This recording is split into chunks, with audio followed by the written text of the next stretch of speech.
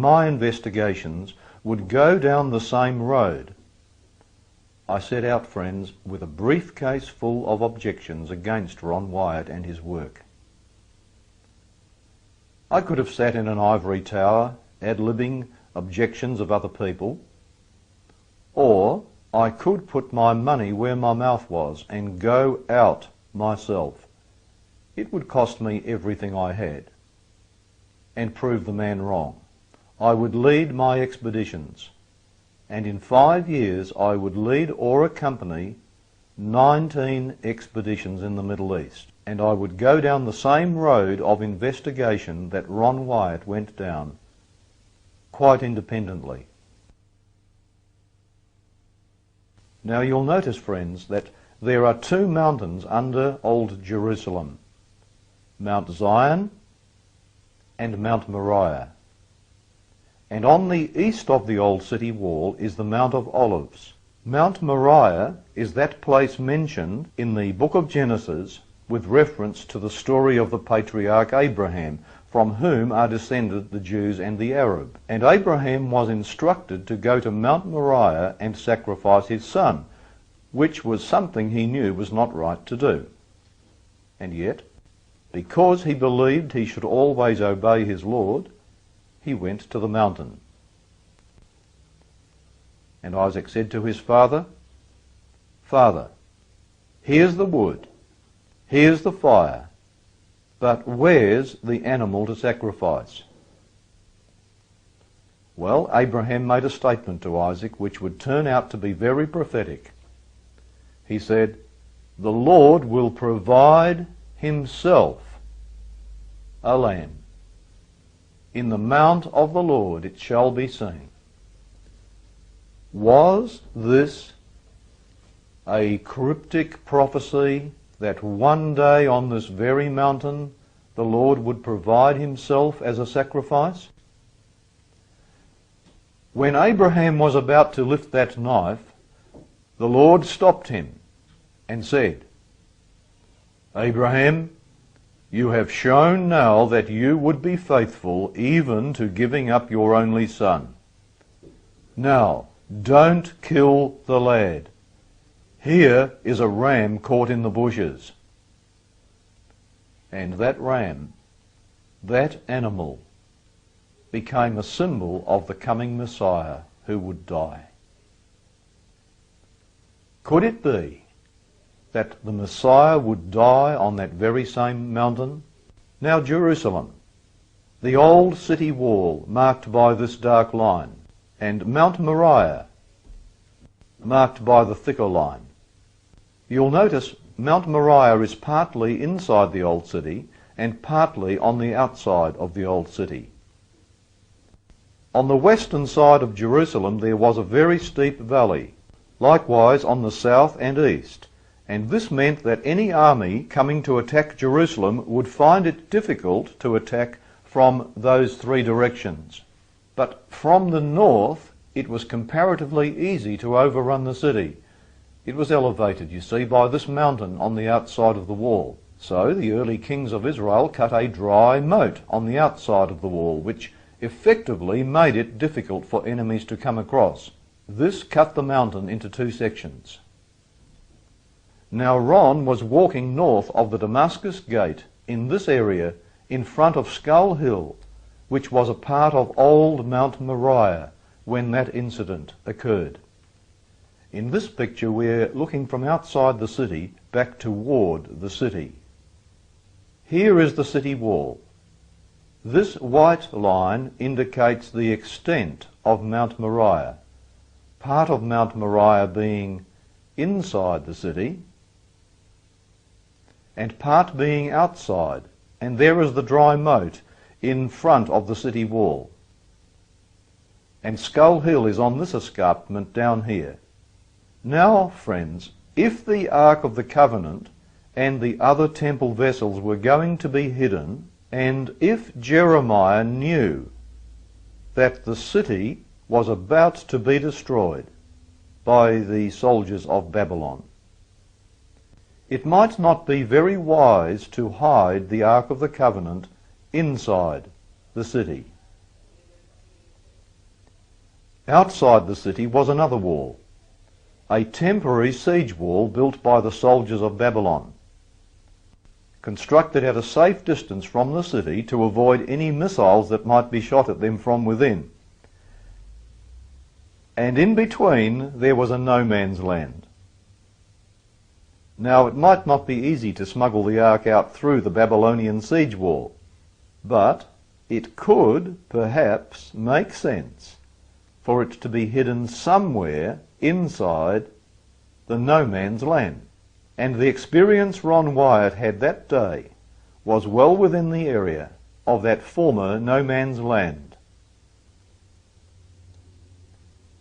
So the following year, Ron came back with 2 others to begin excavation. Truckloads of rubble would first have to be taken away. Now, in ancient times, when a city was destroyed, they would simply knock down what was left and build on top of the rubble. This could occur on the same site many times, and successive levels would rise progressively higher over the centuries. You will notice that in front of Mount Moriah the land is elevated. Centuries of rubble had been piling up in front of the cliff face, as we see in this old photograph. So to get down to the Babylonian level, it would be necessary to dig down in front of the cliff through this rubble. The hope was to find a cave that might be down at the original ground level. And so the excavation began, immediately in front of the cliff face, progressively deeper and deeper. Well, it was not long before there were uncovered several niches resembling recessed bookcases. And as the digging went deeper, there were found to be 3 of these. This triggered ideas of a possible event which required signs to be placed in these niches for the public to see. For you see, a public road used to run along the front of this cliff face. That's team member Bob Murrell on the left, and myself beside one of these niches in the cliff. And it is very close to the place of the skull. The report of Jesus' crucifixion states quite clearly that the place of crucifixion occurred at the place of a skull. The Roman historian Quintilian said this: "Whenever we crucify criminals, very crowded highways are chosen, so that many shall see it, and be moved by fear of it, because all punishment does not pertain so much to revenge as to example." You see, friends, the purpose of crucifixion was to frighten the population into not doing what this crucified victim had done. They made an example of them, and they placed crucifixion sites beside public highways.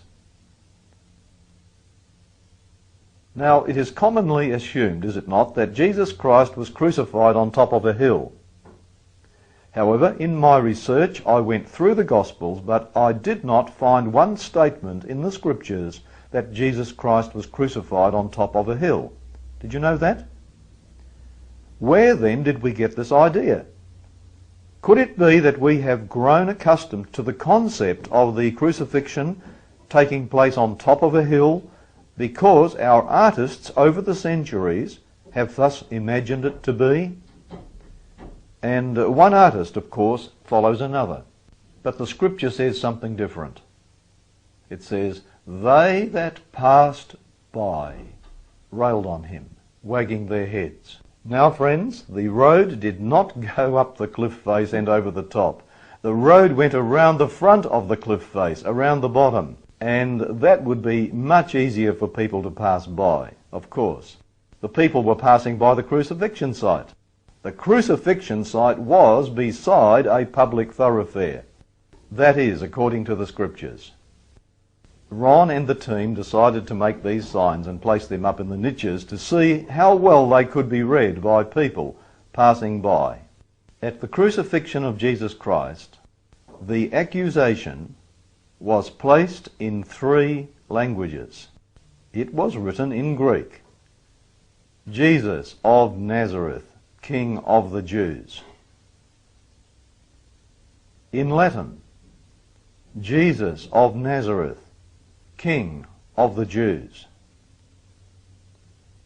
In Hebrew, Jesus of Nazareth, King of the Jews. Now that is a lot of writing, especially if you have to display it in 3 languages. Just try to put all that writing on a little piece of paper over somebody's head on top of a pole. How much of it could be read by passers-by? You could experiment and do what we have done. Next time you go to town, why not stand across the street and read the shop signs? We found that even when shop signs are 8 inches high, they are not always easy to read from across the street. That may explain why the Romans placed large signs in niches above and behind a crucifixion site for easy reading by passers-by. Now, in the Gospel record, we find some very interesting statements regarding the signs that were placed up over the cross. The writer John says that the governor, Pilate, wrote a title and put it epi the cross. Luke says a superscription also was written epi him. Now, epi is also translated above. It's a Greek word. Epi is sometimes translated as on, and sometimes epi is translated over or above. Now, it is possible that the titles were put on the cross. It's also possible that the titles were put over or above the cross.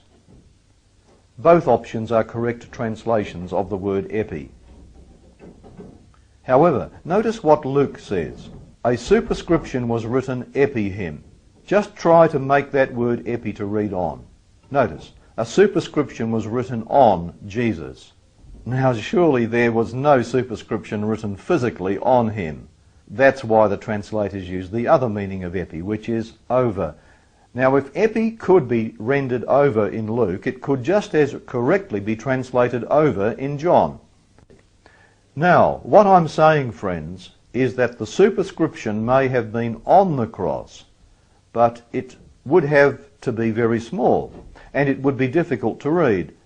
But it could also be over the cross in big letters and easy to read. I'm not saying that the superscription was not put on the cross, but I am saying that we should not rule out the possibility that it was also over. And that would account for such niches as those in the cliff face. But of course we are not yet sure that this is a crucifixion site. We are certainly, however, at a place called Skull Hill. However, if we are to position the crucifixion site, it would not be on top of a hill, but in front of the hill beside a public thoroughfare where people were passing by. And if we were to redraw the scene with this new information, perhaps the artist would portray it in a manner such as this.